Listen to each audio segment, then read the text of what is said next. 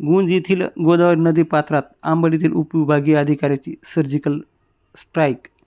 दिवसाढवळ्या वाळू उपसा करणाऱ्या कॅन्या जप्त. माजलगावच्या वाळू माफियाचे धाबे दणाणले. निसर्गाचे मुक्त उधळण लाभलेल्या गोदावरी नदीच्या पात्रात गेल्या काही वर्षापासून वाळू माफियांचा काळ्या नजरेचे ग्रहण लागले आहे. महसूल प्रशासनाच्या डोळ्यात धूळफेक करत दिवसाढवळ्या कोट्यावधी रुपयाचे वाळूची लूट करणाऱ्या या माफियावर आता प्रशासनानं कडक बडगा उगारण्यास सुरुवात केली आहे. घनसुंगी तालुक्यातील गुंज येथील गोदावरी नदी पात्रात उपविभागीय अधिकारी आंबड उमाकांत पारधी यांनी अचानक धडक कारवाई करत वाळू माफियाचे कंबरडे मोडले आहे. या सर्जिकल स्ट्राईकमुळे माजलगाव आणि घनसुंगी तालुक्यातील सीमेवर राजरोसपणे सुरू असलेला अवैध वाळूचा उपसाचा पर्दाफाश झाला असून परिसरातील वाळू माफियाचे धाबे दणाणले आहे. सध्या गोदावरी नदी पात्रात शासनाच्या वतीने देण्यात आलेले अधिकृत वाळू घाटाचे टेंडर लिलाव पाहणी करण्यात आली आहे.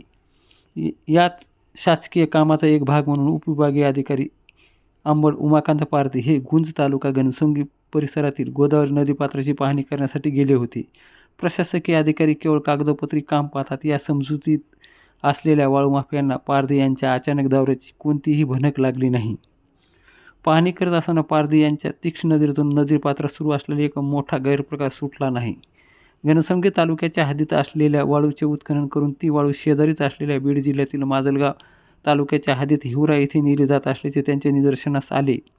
यासाठी वाळू माफियांनी केनीच्या नदीपात्रातून वाळू ओढून काढण्यासाठी वापरले जाणारे खास साधन वापर चालवला होता. दिवसाढवळ्या अत्यंत निर्धावलेल्या वृत्तीने हा वाळू उपसा सुरू होता. नदीपात्रात सुरू असलेली ही राजरोस लूट पाहून उपविभागीय अधिकारी आंबड उमाकांत पारधी यांनी क्षणाचाही विलंब न लावता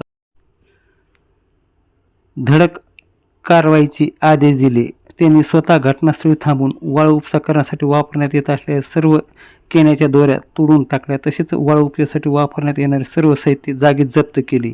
ही कारवाई इतकी अचानक आणि वेगवान होती की वाळू माफियांना तिथून पळ काढण्याव्यतिरिक्त कोणताही मार्ग उरला नाही. जप्त करण्यात आलेल्या सर्व केन्या आणि इतर साहित्य तात्काळ घनसुंगी येथील तहसील कार्यालयात जमा करण्यात आले.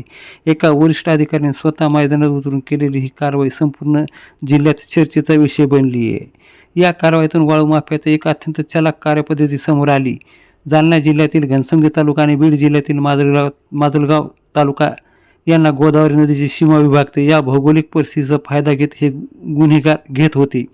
माजलगाव तालुक्यातील हिवरा परिसरात काही वाळू माफिया जाणीवपूर्वक घनसुंगी तालुक्याच्या हद्दीत घुसखोरी करून वाळूचा उपसा करत होते. एका जिल्ह्याच्या हद्दीतून वाळू चोरायची आणि ती दुसऱ्या जिल्ह्याच्या हद्दीत नेऊन तिची अवैध वाहतूक व विक्री करायची, जेणेकरून महसूल आणि पोलीस प्रशासनामध्ये हद्दीचा वाद निर्माण होणे आणि कारवाईतून पळवाट काढता येईल असा हा कुटील डाव होता. मात्र पारधी यांच्या सतर्कतेमुळे त्यांचा हा डाव उधळला गेला. जप्त करण्यात आलेल्या केन्या ह्या नेमक्या कोणाच्या होत्या याची चौकशी करून कारवाई होईल, गुन्हे दाखल होईल अशी ही चर्चा परिसरात सुरू आहे.